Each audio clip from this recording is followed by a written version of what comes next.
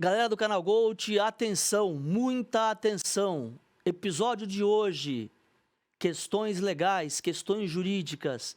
Trago aqui Dr. Bichara Abidão Neto, um especialista em direito desportivo, para poder bater um papo com a gente, tirar dúvidas e ajudar vocês nas decisões sobre a carreira dos seus filhos. Espero que vocês gostem. Olá, amigos, olá, amigas, meus queridos pais, minhas queridas mães. Vamos para mais um episódio de podcast da Bravo Esportes, da série Crescendo Junto com Seus Filhos. Hoje, assunto fundamental, importantíssimo, e eu trouxe um dos grandes nomes do direito esportivo brasileiro e mundial, Dr. Bichara Abidão Neto. Bichara, amigo, muito prazer em tê-lo aqui. Espero que a gente consiga bater um papo, que eu consiga te acompanhar no alto nível e que a gente bata um papo elucidativo e ajudar os pais e as mães a encontrarem os caminhos aí pelo que estão com os filhos no mundo do esporte. Muito obrigado, seja bem-vindo. Obrigado, Duda, tenho certeza. Obrigado por abrir o espaço aqui, pelo convite. É uma alegria participar com você do programa. Bichara, antes da gente ir para a parte técnica e da parte tal, eu queria fazer muito a tua ligação com o mundo dos esportes. Então, eu quero entender o seguinte: o Bichara criança, lá atrás, qual é a primeira relação que você lembra, a tua primeira lembrança com o esporte, Bichara? Duda, eu uso óculos, né? Hoje estou com lente de contato já há vários anos, mas eu sempre usei um óculos fundo de garrafa. Eu tenho hipermetropia e isso me impedia de desenvolver as minhas habilidades em campo. Então, eu posso dizer que eu sou um pereba com a bola no pé. Sempre fui um pereba no campo. Nem no gol eu servia direito porque eu usava óculos, então eu ficava sempre com medo de tomar a bolada. Mas eu fiz judô desde muito cedo, desde os 4 anos eu pratico judô. Ainda hoje eu frequento academia. Dizer que faço judô talvez soe como um exagero para quem vê o que eu realmente desempenho no dojo hoje em dia, já com mais de 50 anos. Mas eu continuo vestindo o kimono da academia e ouvindo história e contando história lá para os mais novos. A minha ligação com o judô é sobretudo minha ligação com o esporte foi sobretudo no judô. E desde criança, esse foi o primeiro esporte que você se interessou, né? Foi o primeiro esporte pelo qual eu me interessei. Eu gostava de jogar bola também, não tinha muita aptidão, mas nadei, fiz natação, pratiquei joguei tênis um pouco, para diversão, só para bater bola. Mas assim, o esporte que eu competi, em que eu tive um pouco mais de meu desempenho, talvez tenha se desenvolvido um pouco mais foi no judô.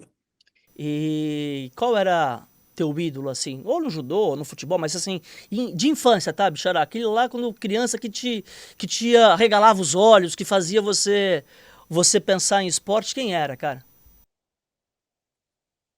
É uma boa pergunta, assim, eu torço pro Botafogo, né, Duda? Então, assim, eu vi o Botafogo, eu vivi um jejum de Botafogo até os meus 16, 17 anos, mais ou menos, que foi eu sou de 71, quando em 89 eu vi o Botafogo quebrar aquele jejum histórico no Maracanã, em cima do Flamengo. Foi um jogo épico, né? Então foi um jogo muito marcante para mim. E vivi o jejum durante esse tempo todo, né? Depois eu demorei para voltar ao Maracanã depois daquela vitória, que foi uma catarse, todo mundo se abraçando, chorando, um monte de coroa se abraçando. Eu ainda era garoto na época, mas foi um jogo épico. Então, assim, os jogadores do Botafogo, de uma maneira geral, acho que embora não tanto o Pelé jogar, eu acho que foi a minha referência como craque no futebol, como minha referência de ídolo. Eu me lembro da minha primeira Copa em que eu participei mais ativamente, pintar rua, aquela coisa que foi a Copa de 82, que a gente teve um timaço, né? Mas eu acho que a minha referência primeira no futebol foi o Rei. Me diz uma coisa, a tua, né, você enveredou pelo caminho do judô, você tem a memória da vivência de competição de judô? Você lembra da tua expectativa, da tua ansiedade? Você lembra isso? Isso é uma coisa presente na sua vida, assim? Lembro, o judô, em termos de disciplina, é um esporte que foi muito importante para a minha formação, né? Não só como atleta, formação como homem, como cidadão, respeito ao próximo, autocontrole. Eu acho que foi algo que sempre contribuiu muito para a minha formação. Aquele frio na barriga, a responsabilidade de treinar, de estar preparado nas vésperas da competição, isso tudo fez parte da minha vida até a adolescência, aproximadamente. Aí depois eu vi a faculdade e tal, já não tinha mais tempo para me dedicar tanto e o esporte acabou ficando em segundo plano, porque vieram os compromissos profissionais, ter que me formar, estagiava, já desde o primeiro ano da faculdade eu estagiei. Então, eu reencontrei um pouco desse tempo para praticar judô já um pouco depois. Teve alguma relação? Vou dar um exemplo aqui, né? A gente teve uma série de bate-papos aqui. A psicóloga, a doutora Juliane, que participou com a gente, ela disse que ela foi fazer psicologia por conta do amor dela. Ela queria trabalhar com psicologia no esporte. O Rodrigão, campeão olímpico de vôlei, que também esteve aqui, ele nos disse que ele fez a faculdade, as faculdades que ele queria fazer era para ajudar ele como atleta. Tem alguma relação o direito com o esporte ou não? Para mim, inclusive, a prática no direito desportivo, ela veio quando eu já era advogado, eu já tinha um escritório iniciado, direito desportivo, quando eu já tinha talvez uns 5 anos de formado e com o escritório rodando, né? Então, assim, o fato de ter praticado esporte não me trouxe para a prática da advocacia no ramo do esporte. Foram acasos da vida. O Marcos Mota, meu sócio, que você conhece, ele voltou de um mestrado na Inglaterra, no momento em que ele era diretor de base do Flamengo, e o Flamengo estava com a ISL, uma empresa de marketing esportivo sediada na Suíça, que era uma parceira da FIFA, e aí o então presidente do Flamengo pediu ao Marcos que fosse acompanhar aquelas negociações, e o Marcos ali, naquele momento, conheceu a FIFA, no momento logo após o caso Bosman, o famoso caso que acabou com o Instituto do Passe na Europa, né? E logo depois aqui no Brasil a gente teve a Lei Pelé, que acabava com o passe também. Então, o Marcos descobriu naquele momento ali um mundo novo nascendo, esse mundo do direito desportivo, a FIFA precisando adaptar os regulamentos dela a essa decisão Bosman que acabava com o passe, e ali estava nascendo o mercado. O Marcos foi muito perspicaz, muito sagaz em entender que aquilo ali era uma oportunidade, veio para o Brasil começar a desenvolver essa área num grande escritório aqui no Rio de Janeiro, e acabou que um ano depois, um ano e pouco depois, eu fiz um convite a ele para vir integrar o escritório, e a gente começou, em 2001, com a chegada dele, a gente começou a praticar direito desportivo. E ali, naquela ocasião, em 2001, não havia praticamente concorrência. A concorrência que existia era sobretudo fora do Brasil, principalmente na Europa, e a gente pôde desbravar um mercado ali virgem aqui no Brasil, praticamente sem concorrente, e a gente teve essa oportunidade de ter largado na frente nesse segmento. E já se vão aí 26 anos. Como é que foi a tua reação ou relação? Claro, né, que você entra no mercado, você tem uma questão mais profissional, óbvio, mas é impossível o amante do esporte, aquele que milita no esporte, quando você tem uma oportunidade. Queria que você nos relembrasse, não o caso em si, mas sim a tua sensação, a tua emoção, ansiedade ao atuar num primeiro caso de expressão do esporte brasileiro. Como significou isso para você? Isso foi muito interessante, porque embora eu já tivesse acostumado, quando a gente começou a praticar direito desportivo, eu trabalhei antes num outro escritório, trabalhei com o professor Sérgio Ferraz, fui sócio do professor Sérgio Ferraz, né, no escritório aqui no Rio de Janeiro, e durante 5 anos nós trabalhamos juntos, e ali nós tínhamos vários clientes importantes, artistas, figuras com bastante destaque na sociedade e tal, causas de muita expressão econômica. Então eu estava, de certa maneira, habituado a lidar com aqueles figurões, sejam artistas, o Roberto Carlos, cantor, foi um cliente nosso, por exemplo, e foi uma grande alegria, um prazer poder conhecer, ir a show, ir ao camarim, visitar depois dos shows o outro rei, né? E a gente já tinha o professor Ivo Pitangui também, cirurgião plástico, nós advogamos para ele. Então, essas personalidades, essas figuras, eu já tinha ali alguma vivência em ter esse tipo de aproximação, de proximidade com eles. No futebol, o primeiro caso assim com quem eu precisei lidar de grande expressão foi o Roberto Carlos, o lateral. Tinha uma disputa do Roberto com um antigo agente dele, ele nos contratou e a gente então precisava tentar chegar a uma composição para resolver aquela disputa que se formava ali no momento. E foi a primeira celebridade, se eu pudesse ser aquele primeiro grande atleta, um galáctico, num momento muito especial de carreira, com quem eu tive contato. E depois disso, vários outros. Primeiro caso de doping, eu defendi muitos atletas em casos de doping, defendo ainda. E o primeiro caso de doping que nós tivemos no escritório foi do Romário.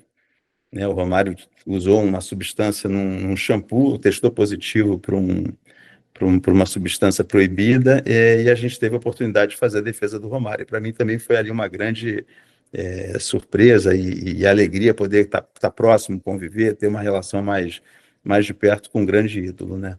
Então, e a partir daí foram muitos, né? A gente advoga e advogou durante esses 26 anos para as principais figuras do esporte nacional.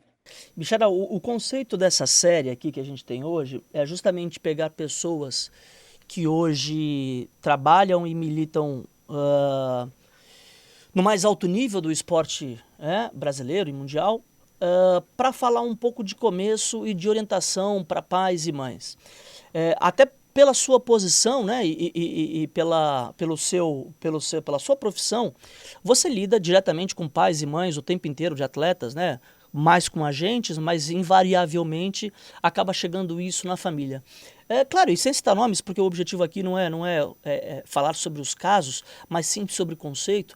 O quanto que você vê de importância numa carreira vitoriosa, a importância de pai e mãe, e ao mesmo tempo em casos que a gente presencia no mercado, eu já presenciei, imagino que você também, o inverso, né? Que pais e mães atrapalham o desenvolvimento do menino obviamente que não por maldade, às vezes até por um excesso de proteção ou por uma questão de ingerência em outras áreas. Como é que você vê isso, principalmente voltado para pais e mães que não são da indústria do esporte? Sim, tem várias respostas para ela, né? A gente, como pai, a gente sabe que a gente acaba tendo um dever de proteção, um dever. Tem muito pai que não gosta de ouvir crítica de filho, e tem aquela preocupação em muitas vezes proteger a qualquer custo, independentemente de que lado esteja a razão. Então, quando essa emoção ela entra muito, a pessoa carrega muito esse sentimento de proteção, eu fico com a impressão de que isso acaba sendo prejudicial muitas vezes, né? Você fica impedido de enxergar uma crítica, uma falha, um defeito do seu filho. Então, eu acho que o bom agente, ele consegue manter uma distância e uma frieza, talvez, e saiba discernir um pouco melhor as críticas verdadeiras das críticas que são feitas somente com a intenção de prejudicar ou sem uma finalidade construtiva nela, né? Então, acho que assim, os pais precisam, e é difícil você fazer isso, porque a gente não aprende a fazer isso em curso nenhum, isso é uma coisa natural, espontânea da pessoa, né? Os pais precisam tentar criar essa distância, entender as críticas e talvez aceitar que um terceiro possa desempenhar esse papel com um pouco mais de frieza e sensatez do que eles próprios, né? Seja porque muitas vezes o pai e a mãe não estão preparados profissionalmente para desempenhar a função de agente. Você tem que ter técnicas de negociação, você tem que ter alguma experiência, você tem que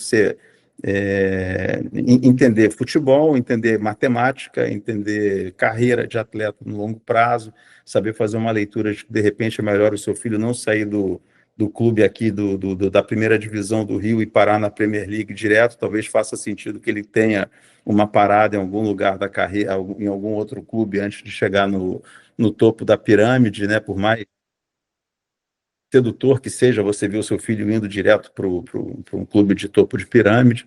Mas, enfim, são casos e casos, não é que uma decisão esteja certa e a outra errada, mas é preciso que você tenha alguém que consiga enxergar esse cenário, esse mercado, esse panorama de forma clara e talvez, por não ser pai, de uma forma um pouco mais distante, um pouco mais fria do que os pais conseguiriam fazer numa mesma situação. Eu acho que o maior erro hoje dos pais de jovens atletas é querer confundir a questão da educação, onde sim, eles são os pilares, os responsáveis e guardiões dessa riqueza que é a educação de um filho, com a questão de lidar profissionalmente. Citando de novo o Rodrigão, campeoníssimo olímpico, os filhos dele jogam, né? Inclusive um profissionalmente. E eu perguntei como é que era a relação dele com os técnicos. Ele falou, Duda, minha relação é cordial, educada, boa noite, boa tarde, bom dia, muito bom, prazer em vê-lo e só. Mesmo, às vezes, eu achando que eu sei mais de vôlei que ele, e eu posso achar, sou campeão olímpico, né, também, assim, ele não falou isso, mas, né, denota-se isso, e ele falou, mas ele, se o meu filho tem um técnico, eu tenho que obedecer a hierarquia, ele tá lá com o meu filho todo dia no treino, eu não tô, então ele conhece o time melhor do que eu, então eu mantenho essa relação. Eu acho que isso é um exemplo muito bom, que muitas, e é um cara da indústria, né, é um cara que poderia se autoproclamar, e ele não, ele diz que mantém essa distância porque ele é pai, ele quer ser pai, ele não quer ser agente, ele não quer ser técnico, não quer ser fisioterapeuta e etc. Então é um exemplo que eu gostei muito daqui. E, Duda, eu acho que pede que ele, como pai, continue interferindo e orientando e aconselhando, mas sem prejuízo da presença, muitas vezes, de um outro profissional, de um agente, que vai conseguir fazer essa interlocução com os clubes, com o mercado, de uma maneira mais isenta do que ele como pai. Eu acho que é o formato melhor. Eu acho que o pai e a mãe, sim, tem que ser os guias, os líderes de tudo, mas precisa ter um profissional, como precisa ter um advogado, como precisa ter um médico. Voltando um pouquinho pro objeto aqui da nossa série, Bichara, aliás, esse é o risco de conversar contigo, porque você tem tanto conhecimento e tanta experiência que a gente vai acabando indo para vários outros assuntos, mas vou me atentar aqui. É, as questões burocráticas e contratuais e os fantasmas criados por redes sociais, notícias erradas da imprensa, etc., de forma, lógico, concisa e, ao mesmo tempo sem dar fórmulas mágicas, porque elas não existem, mas vamos falar de contrato de formação. O quanto que um pai, uma mãe ou um agente tem ingerência no contrato de formação, obviamente não o primeiro contrato profissional, estou falando do contrato de formação. Como é que funciona o contrato de formação que, se não me engano, é até 16 anos, certo?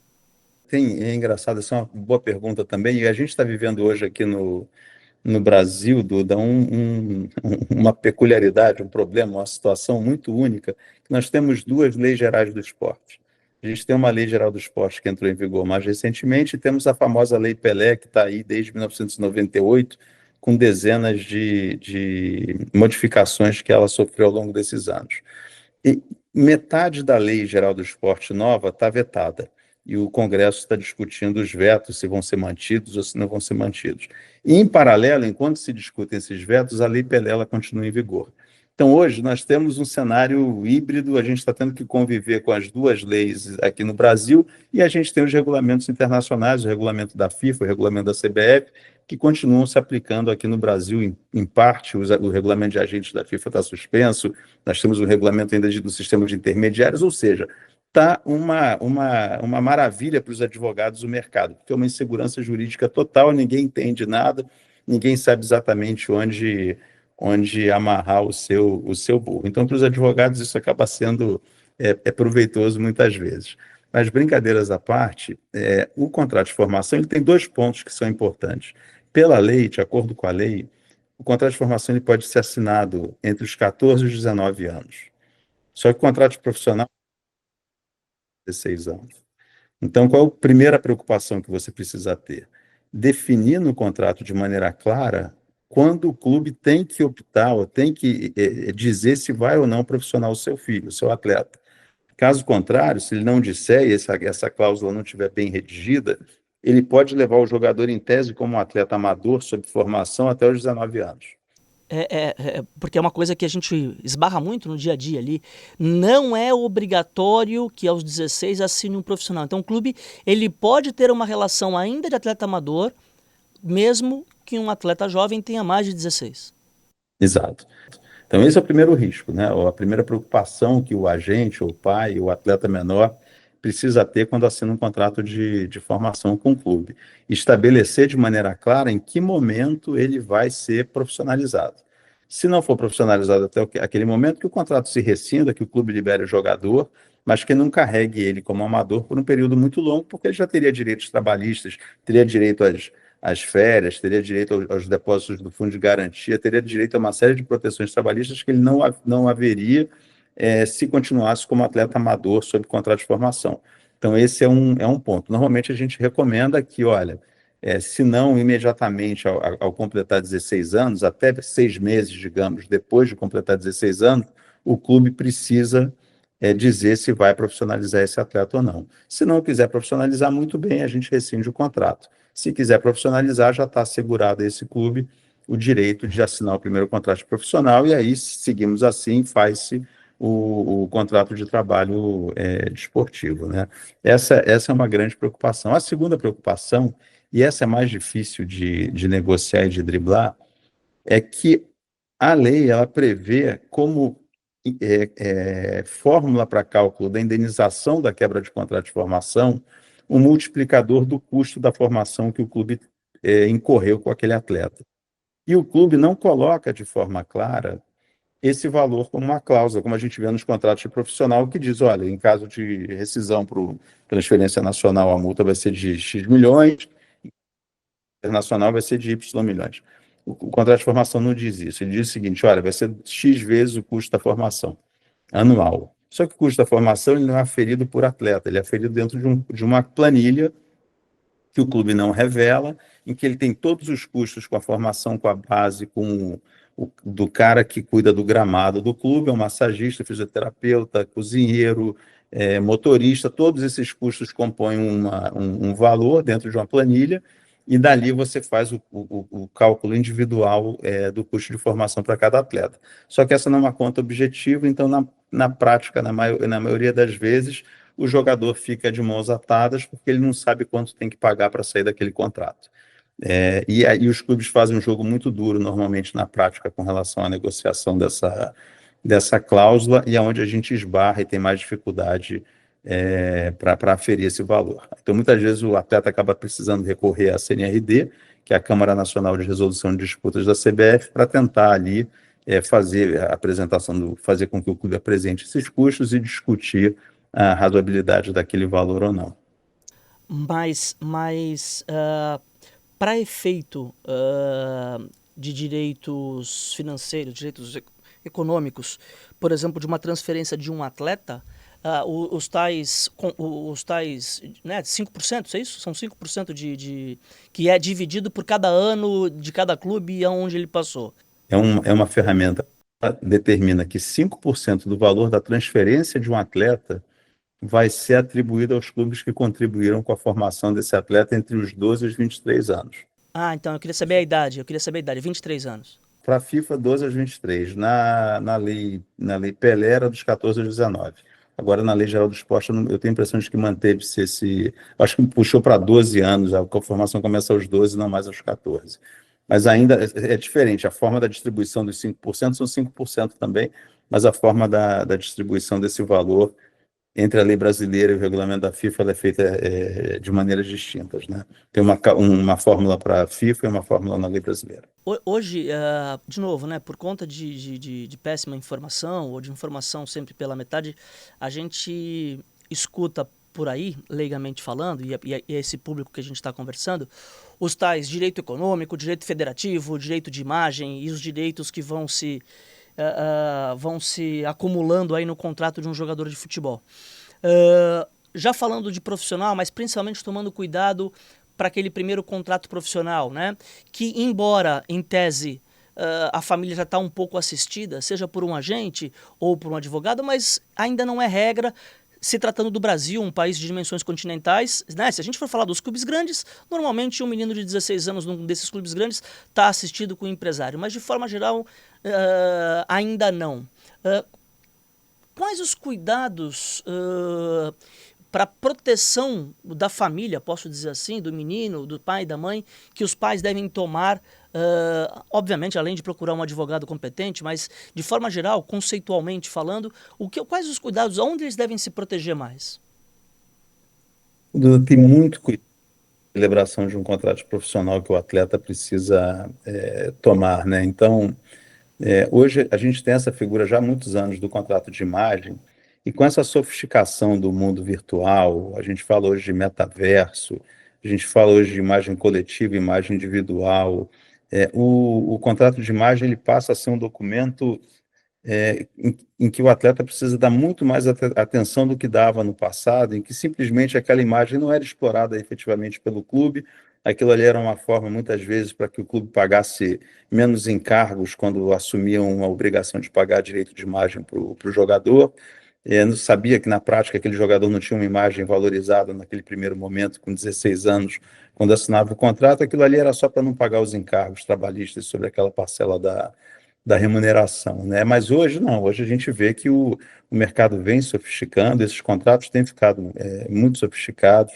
A gente vê que o Barcelona comprou o Lewandowski, por exemplo, com a venda de uma parcela dos estúdios do Barcelona. Eles estavam criando ali um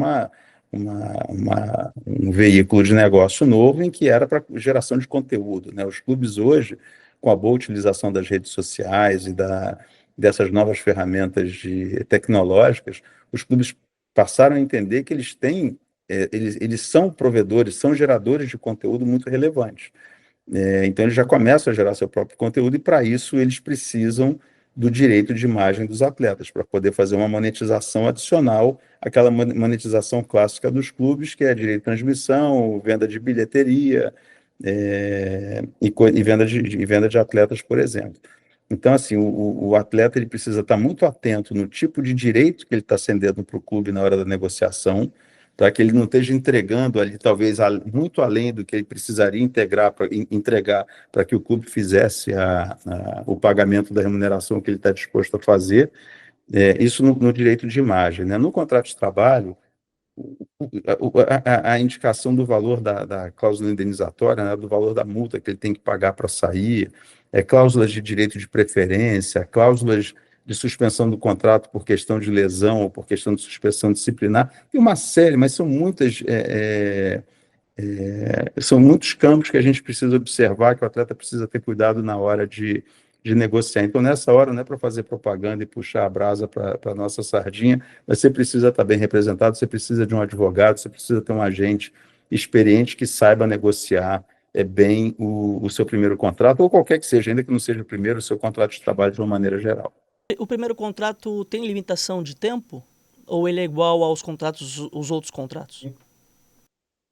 No Brasil, o contrato pode ser celebrado por até 5 anos, né? Só que existe direito de preferência para a primeira renovação, tem uma série de mecanismos na lei que permitem, em tese, a extensão desse prazo. E é preciso estar muito atento também para a forma como essas cláusulas estão sendo redigidas.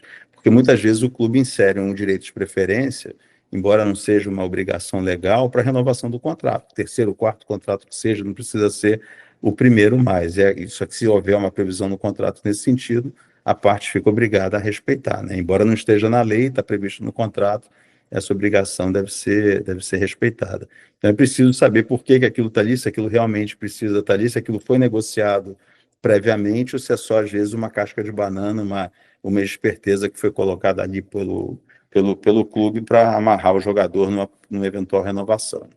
Ou seja, a condução técnica e a ajuda profissional é fundamental nesse mercado que é cada vez mais profissional. Bichara, eu já brinquei várias vezes com você, até falando que é impressionante como vocês participam em 99% das transferências de mercado no mundo. Sempre tem lá Bichara e Mota, ajudou na transferência de mercado X para mercado Y. Vocês estão merecidamente internacionalizados, né? Como você falou, né? Vocês participaram da transferência do Lewandowski para o Barcelona. Outro dia vi agora, recentemente, vocês participaram da transferência de um atleta do mundo árabe para a Inglaterra, se não me engano, não sei. Bom, mas o que eu queria com isso, eu estou exemplificando o que eu queria com isso, a tua avaliação, falando de base, desses diversos países e centros de futebol, que diferenças que você vê hoje da parte de investimento em base que esses países têm feito? Quando eu digo investimento, de forma generalizada, claro, porque você não está no dia a dia, mas embora você converse muito com os clubes. Eu fiz uma comparação porque num desses papos aqui a gente conversou com o Rubem Júnior, que mora hoje em Portugal, teve uma passagem brilhante pelo Porto, Palmeiras, Corinthians, e mora em Portugal hoje, e a gente conversando, e ele ficou meio receoso e tal, mas para mim fica muito claro, por exemplo, que Portugal teve um avanço gigantesco na sua base, tanto que você vê os principais clubes europeus hoje têm português, e não era uma coisa muito comum há pouco tempo atrás. Você tinha as estrelas portuguesas, né? Tô falando de Rui Costa, Figo, tal, nomes específicos. Hoje não, você vê um esquadrão de portugueses em times ganhadores, times principais da Europa. Como é que você vê a nossa base comparada com os grandes centros do futebol mundial? Duda, publicou há uns anos um estudo em comemoração aos 10 anos do Sistema Eletrônico de Transferências da FIFA, né? Um sistema que ela criou para fazer um mapeamento mundial das transferências no mundo inteiro, os valores envolvidos em transação, de onde para onde os atletas estavam sendo transferidos. E nesse estudo, que pegava os primeiros 10 anos de exercício do sistema, a FIFA identificou que o Brasil foi o maior exportador de atletas. O Brasil sozinho, e são 211 associações nacionais, o Brasil sozinho representava 11% do mercado. Em segundo lugar era a Argentina, com menos da metade desse número. Então, assim, indiscutivelmente, o Brasil e ainda é o primeiro lugar disparado nessa lista de formação de talento. Aqui as pessoas jogam futebol, adoram futebol, a gente tem uma fábrica de talentos realmente. Com o advento da lei da SAF, que está permitindo que os clubes consigam criar ferramentas para atrair investimento para a sua prática, é, com isso eles estão também fortalecendo a sua estrutura, sua capacidade de identificação de jogadores e a estrutura de base também. Mas é verdade que na Europa a gente tem centros, na África a gente tem centros de formação de atleta relevante já, assim, a concorrência ela vai ficando cada vez mais acentuada, né? A FIFA ainda não publicou, se eu não me engano, ela ainda não publicou um estudo após esses primeiros 10 anos, já deve ter uns 3, 4 anos desse estudo, pelo menos. Então, eu tenho curiosidade para saber em que posição que a gente está e que distância a gente está mantendo dos outros colocados, mas a minha percepção, a minha sensação é de que o Brasil ainda lidera com alguma folga esse mercado. E assim, eu espero que esses investimentos, essa organização dos clubes, essa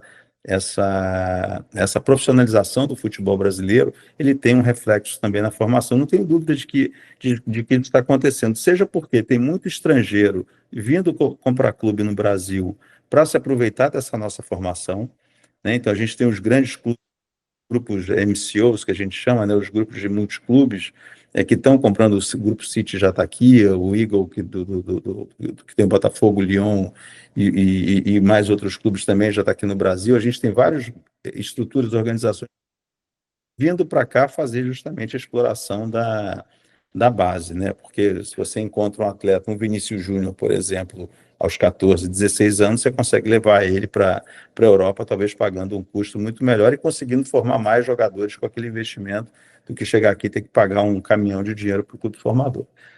Então, isso como estratégia de negócio, eu acho que já está acontecendo aqui dentro do Brasil, com um clube brasileiro ainda que controlado muitas vezes por um investidor estrangeiro, né? Mas é como eu estou enxergando. Eu acho que a concorrência, a tendência é que ela aumente. Outros centros vão se desenvolver e vão aprender a fazer formação base também. Mas eu acho e espero que a gente ainda consiga manter essa liderança por um bom tempo. Essa liderança, eu acho que sim, eu acho que a gente mantém essa liderança, mas muito mais baseado na qualidade da matéria-prima do que do trabalho, né?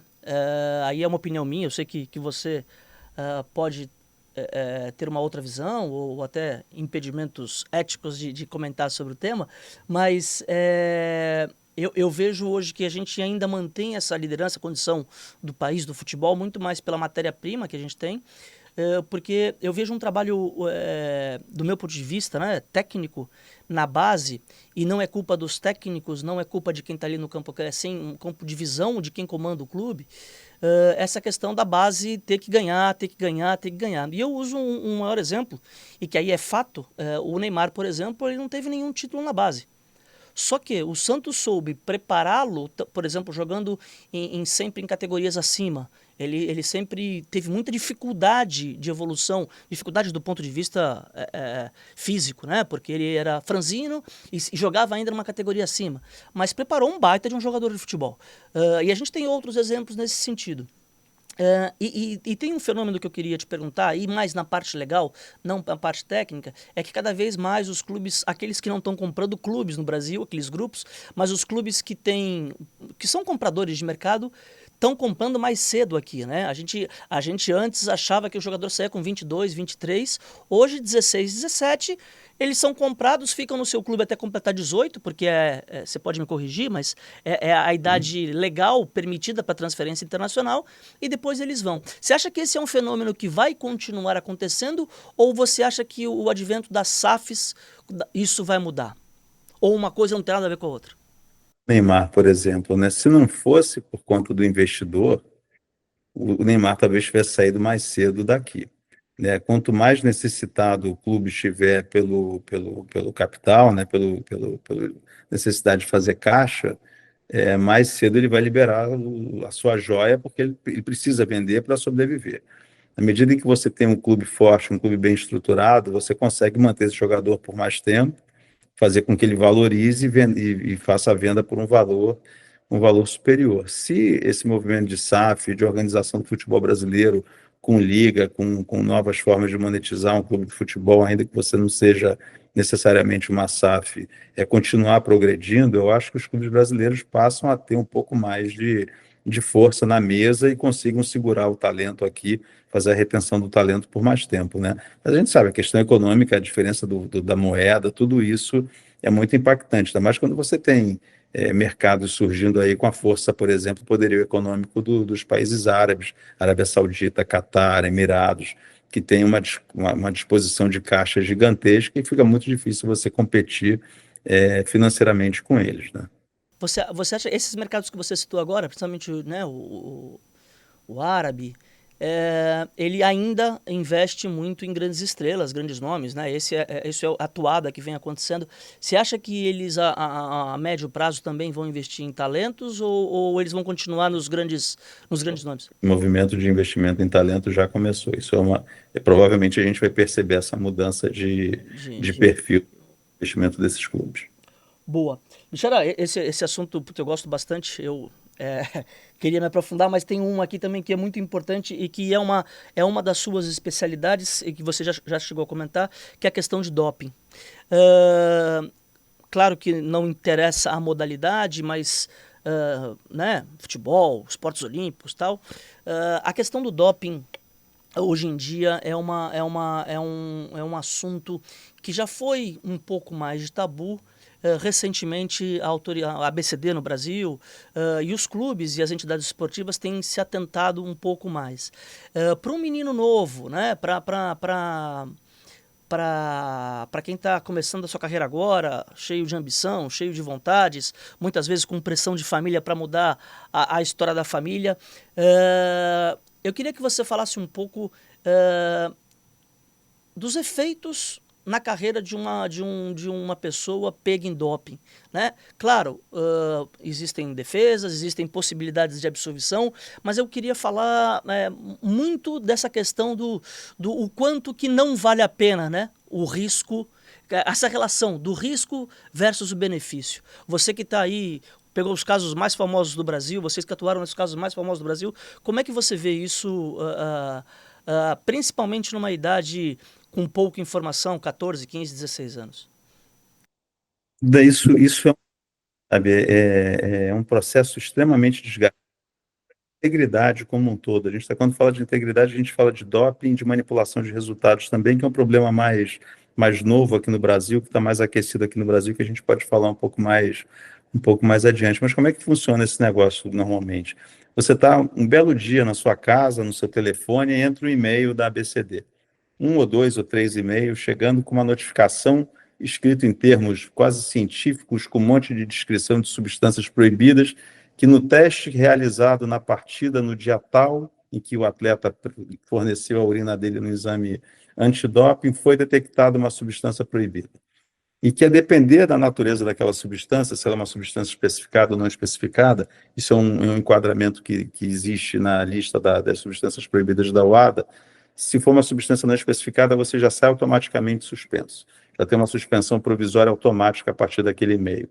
você muitas vezes não entende que substância é aquela que está descrita naquele e-mail, porque é um nome, um palavrão que vem ali. Você não, mal se lembra o que você consumiu, o que você fez naquele dia, e você já está suspenso a partir daquele momento. Se você tiver a sorte de estar num clube bem estruturado, vai ter um departamento jurídico, um departamento médico, o controle dos suplementos que muitas vezes foram dados para o atleta e tudo mais, você consegue começar a fazer uma triagem, a fazer uma pesquisa. A obrigação do atleta, no caso de doping, ele tem três obrigações principais. Ele precisa dizer como a substância entrou no organismo dele. Então, ele precisa descobrir, fazer uma pesquisa, e muitas vezes ele não sabe, porque ele não fez uso voluntário. No futebol, o uso voluntário de substância dopante é exceção da exceção. A grande maioria, você não vai jogar futebol melhor porque você tomou uma pílula mágica que vai te dar superpoderes para driblar de maneira mais objetiva. A gente vê assim, uma quantidade muito grande de doping involuntário no futebol. Em outros esportes de altíssimo rendimento, que você precisa ganhar o centésimo, o milésimo do tempo ali para bater o recorde, para se classificar numa prova, ali a gente já tem o doping talvez feito com intenção, né? Mas no caso do futebol, que é o que a gente está discutindo aqui, a grande maioria das vezes o doping ele não é intencional. E aí o sujeito é pego com aquele e-mail, muitas vezes com um clube numa divisão baixa, que não tem sequer um médico, não tem uma pessoa que colabora como médico do clube, não tem estrutura, não tem organização. O atleta, às vezes, não tem recursos nem para pedir abertura da contraprova, que é a amostra B, né? Quando o atleta testa a urina, ele divide a urina em 2 frascos e fica um frasco guardado ali para fazer a contraprova daquela urina. Então, às vezes, falta recurso, ninguém ajuda, falta estrutura, falta conhecimento técnico, a defesa é cara, porque você precisa contratar advogado, você precisa contratar bioquímico, você precisa contratar, às vezes você precisa ter um médico, você precisa fazer uma prova extremamente sofisticada, e muitas vezes o atleta não tem meios, não tem recurso, não tem ciência de por onde começar, e as carreiras vão ficando pelo caminho aí. É um processo muito solitário, é uma regra muito dura, ela precisa ser dura, porque realmente é desleal se você utiliza o doping intencionalmente, você está trapaceando, você está adotando uma postura que é totalmente contrária à ética do esporte, mas na prática, do lado de cada bancada defendendo atletas, e assim, são inúmeros os casos que a gente vê em que o atleta realmente não teve a intenção e tem uma dificuldade extrema, muitas vezes, de fazer a prova. Então, é muito importante os clubes, a CBF, vem o doutor Fernando Solera, ele faz os workshops nos clubes, ele roda o Brasil inteiro indo fazer apresentação para tentar criar uma conscientização de que tem que tomar muito cuidado com a substância que você utiliza. Você precisa. O suplemento é um negócio extremamente perigoso, suplemento de farmácia de manipulação tem um índice muito grande de contaminação em casos de doping de atletas de alto rendimento. Então, assim, é preciso ter um cuidado extremo com tudo que o atleta ingere. Assim, a gente tem visto, na América do Sul principalmente, recorrentemente casos de doping, de contaminação por ingestão de carne. O cara vai à Colômbia, ao Peru, a países da América do Sul e se contamina por uma substância esteroide que é dada para o gado, para que o gado cresça mais rápido antes do abate, e essa substância ela é transmitida para a corrente sanguínea do atleta ao ingerir a carne bovina, ou seja, o animal que estiver recebendo o hormônio. E para você fazer a prova que você comeu no dia tal um bife em determinado lugar e aquele bife estava contaminado, é dificílimo, é possível de se fazer, mas como os casos têm acontecido mais recorrentemente, a UADA já está começando a perceber que isso é uma questão que se precisa atentar, né? E em paralelo a isso, como eu disse, a gente tem o problema da manipulação de resultado, com o aumento das apostas, existe um assédio nos atletas acontecendo também, e no caso da manipulação, as consequências são ainda mais graves do que o doping, né? O doping, o atleta fica suspenso, é, a depender da natureza da substância, por 2 ou 4 anos. No caso de manipulação, essa suspensão pode ser muito maior do que. Vou aprofundar esse negócio das bets, porque é um assunto do momento, né? Eu só queria finalizar a questão do doping, porque, né, como as pessoas sabem, eu participei da Confederação de Skate aí nos últimos 2 ciclos olímpicos e uma informação que o Dr. Bichara falou agora, e a gente, por exemplo, suplementação de farmácia de manipulação, a gente simplesmente proibia. Claro que a gente não controla o dia a dia, mas isso a gente deixou muito claro que o risco era muito grande. E a outra ponta, que é de forma involuntária, e eu falo isso não com julgamento de valor, mas é para as pessoas entenderem o quanto que a informação é importante, a Neosaldina, aquele remédio que tem em farmácia, que todo mundo toma para dor de cabeça, a Neosaldina, ela aponta no doping. Você tomar, um atleta de alto rendimento tomar uma Neosaldina, isso aparece no doping. Óbvio que ninguém toma uma Neosaldina para ter um benefício esportivo. Ninguém que toma uma Neosaldina vai nadar mais rápido, correr mais rápido por isso. Mas as substâncias que tem na Neosaldina fazem parte de substâncias proibidas e apontam isso e dá uma dor de cabeça, como o Dr. Bichara falou, e um prejuízo para a carreira. Então, o que eu quero dizer é que os pais e as mães, que são o objeto nossa série, precisam ter essas informações. Se o teu filho está indo para um caminho profissional, para um caminho de base em clubes, em campeonatos de federações, você precisa gerenciar isso. E um conceito principal, o Dr. Bichara, obviamente, que fala muito melhor do que eu nisso, mas o conceito da regra e da lei, das pessoas que julgam os dopings você é responsável por tudo que está dentro do seu corpo. Você não consegue colocar culpa no médico, na farmácia, no João, no sobrinho, no amigo. Se está no teu corpo, a responsabilidade é sua. Não é isso, doutor? É isso aí, é muito difícil muitas vezes você fazer essa demonstração, você convencer o tribunal de que a origem foi A e não B, né? Que você não utilizou, e a gente tem uma procuradoria que é muito aguerrida, a gente tem um sistema que enxerga espinho em toda a flor, acha que o atleta está sempre utilizando a substância com a finalidade intencional de trapacear ou coisas assim.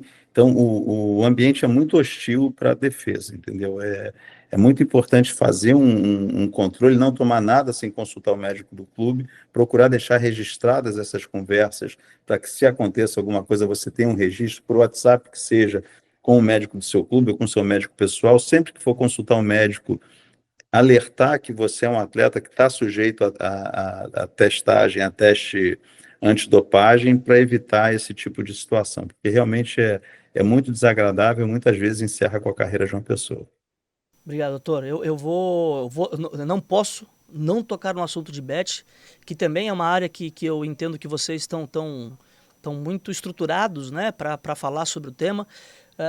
Vocês têm atendido aí várias empresas do segmento, vários clubes, que é a questão das bets. E aqui, Bichara, eu vou pedir, a gente não precisa, obviamente, entrar no lado social da questão, porque aqui não é nem o objetivo da série discutir sobre isso, mas é a relação bets e atletas. Hoje, especialmente no futebol, a Betis é um player importantíssimo para o financiamento do futebol. Hoje o futebol, se acaba a bet hoje, os clubes têm sérias dificuldades financeiras a partir de amanhã.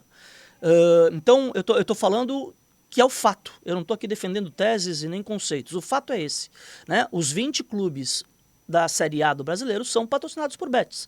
Né? Tem uma parte do seu rendimento, grande parte dos seus rendimentos, vindo de bet. Ao mesmo tempo, existem regulamentos, regras e questões de leis, mas questões éticas também, sobre a participação de atletas e pessoas envolvidas, que também eu gosto de reforçar, não são só atletas, são as pessoas envolvidas no jogo. Tem até um termo, doutor, eu não sei se eu estou aqui lembrando, mas tem um termo que define o público-alvo desse tipo de regramento, que é justamente aquelas pessoas que entram no vestiário, que convivem com o time e etc.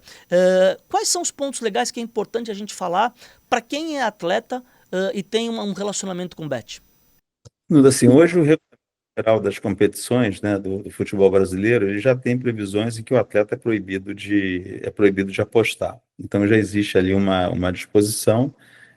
Os contratos entre o atleta e o clube normalmente possuem uma cláusula dizendo que o atleta está proibido também de fazer apostas, de se envolver em apostas, seja de uma maneira geral, muitas vezes apostas em geral, seja em apostas do próprio time, o que seria óbvio, né, e muito mais grave. Então, assim, do ponto de vista regulamentar e contratual, isso já está mais ou menos desenhado.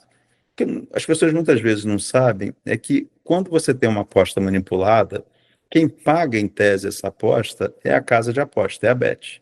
Então, a Bet tem todo o interesse em combater e evitar essa aposta manipulada, porque quem toma o prejuízo no final do dia é ela.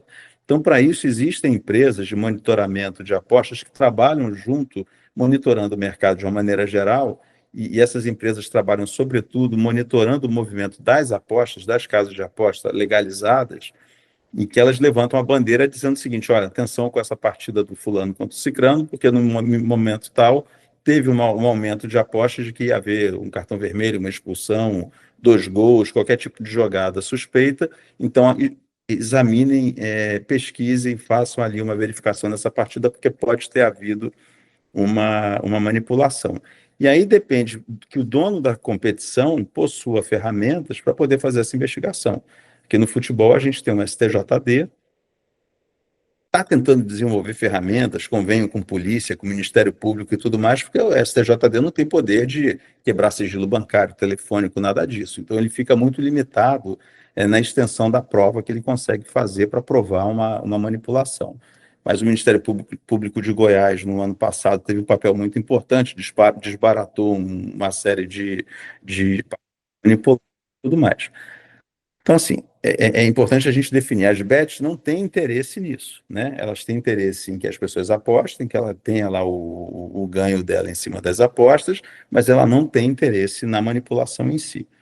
Mas existem os criminosos que vão lá e fomentam essas apostas. Hoje, aqui no Brasil, a gente tem um problema muito sério de fiscalização, porque o Brasil criou uma lei de apostas esportivas, atraiu diversos players para o mercado brasileiro.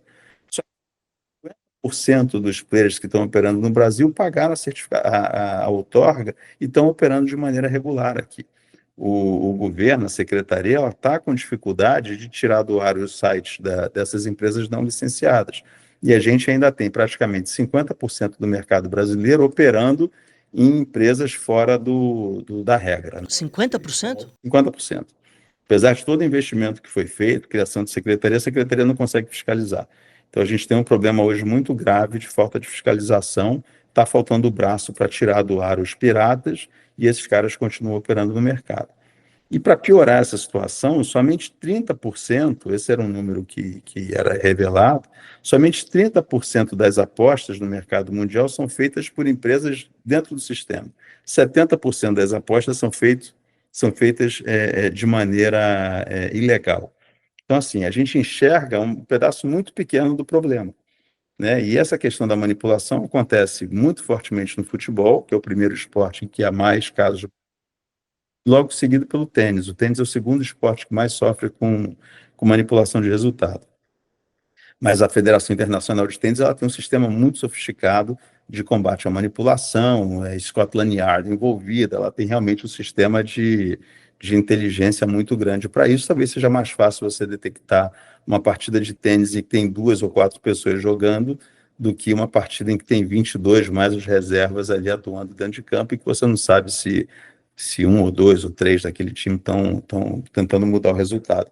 Então, é um problema que a gente precisa enfrentar. Eu acho que proibir apostas por si só não resolve, porque a aposta vai acontecer dentro do Brasil ou fora do Brasil pelos sites que você consegue acessar com uma VPN, pelo seu telefone, em qualquer canto que ela esteja. A gente, pelo menos, conseguiu regulamentar parte do problema aqui no Brasil, atrair com isso uma arrecadação, né, que o Brasil, as apostas aconteciam e o Brasil não arrecadava nada com isso, e hoje a gente já consegue arrecadar, mas está havendo uma falha na fiscalização que precisa ser corrigida, né? Porque, e assim, estão tentando aumentar também a tributação em cima dessas apostas, o que pode ser um outro problema, que pode afugentar essas empresas que vieram se instalar no Brasil e elas queiram se juntar aos 50% que estão operando aqui sem ser incomodadas. A grosso modo, então, obviamente que se ele também querer ter fórmula mágica ou ser dono da verdade, é fiscalização e educação, né? A gente tem que ir nessas duas linhas, fiscalizar quem está fazendo certo ou não, mas dá para o mercado esportivo muita educação, muita informação, colocar quais são os riscos, né? O porquê pode, o que não pode, para que os atletas também entendam isso, né? Exato. E porque é impressionante, de novo, sem citar nomes, como a gente tem casos de atletas recentes aí, suspensos por 2, 3 anos, que apostaram valores 20% do seu salário mensal e foram suspensos por um benefício de 20% do seu salário mensal. Então, nem a parte financeira cabe nesse raciocínio. Eu acho que a falta de informação e apoio a esses atletas, né? Sem dúvida. Tem que haver um processo de conscientização, de educação do mercado, e isso começa nas categorias de base, né? Aqui no escritório, a gente faz workshop nas academias de tênis, né? Onde tem a garotada surgindo, que está começando a competir, começando a viajar para competições internacionais, por exemplo, e já começam a ser testados muito cedo, né? E assediados muito cedo também, seja para questões de doping, seja para questões de manipulação.